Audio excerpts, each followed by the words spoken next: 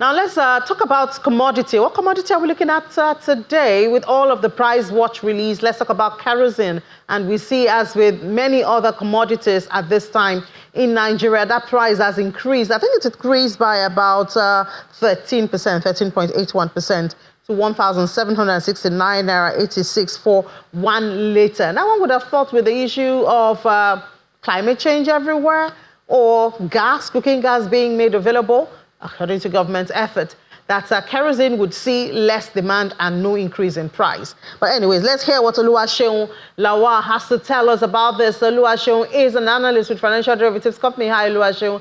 Good afternoon. Good afternoon, Nini. Thank you for having me. So tell us about drivers and what's going on with demand of kerosene. One would have thought everybody has migrated to cooking gas at this rate. Basically, I won't say everybody has migrated to cooking gas. Right now, only about 16% of the Nigerian population has adopted LPG, which we know as cooking gas, and the reason is not far-fetched. Number one, the cost of switching to cooking gas is quite expensive. I think if you want to get a 12 kg of cooking gas cylinder right now, it costs around 40,000 naira. 40,000 naira is more than the recently reviewed minimum wage, which is 30,000 naira.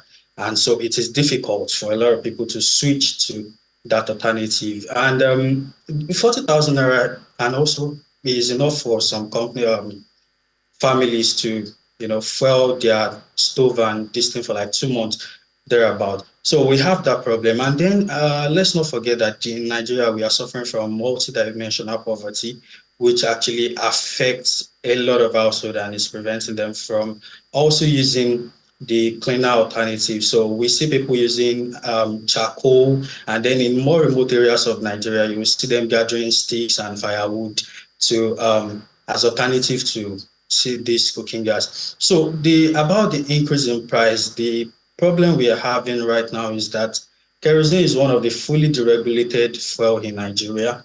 The price of kerosene is basically determined by the global dynamics.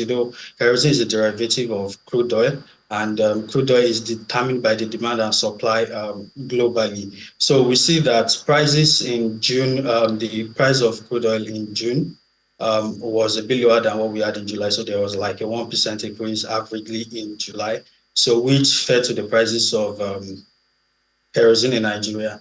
And then we also saw the effect of exchange rate depreciation, which between June and July, we saw in the parallel market exchange rate lost like 5%. So that also feeds into the prices of kerosene that we have today. All right, we know that Dangote is also supposed to, I think, already producing kerosene. Is that feeding into the market? Well, not necessarily.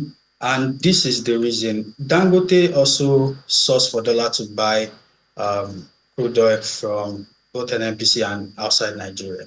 So unless the problem of exchange rate depreciation is actually dealt with, it's going to still translate to the consumers of kerosene and some other fuel products. So we see that the government recently said that they are going to be selling crude oil to refineries in Nigeria, which will take effect in October. So when that happens, then maybe we'll now see a stability in the price of kerosene. But for now, the price is still determined by the global dynamics. All right, thank you so much, Oluwaseun, for that. You're welcome. So just before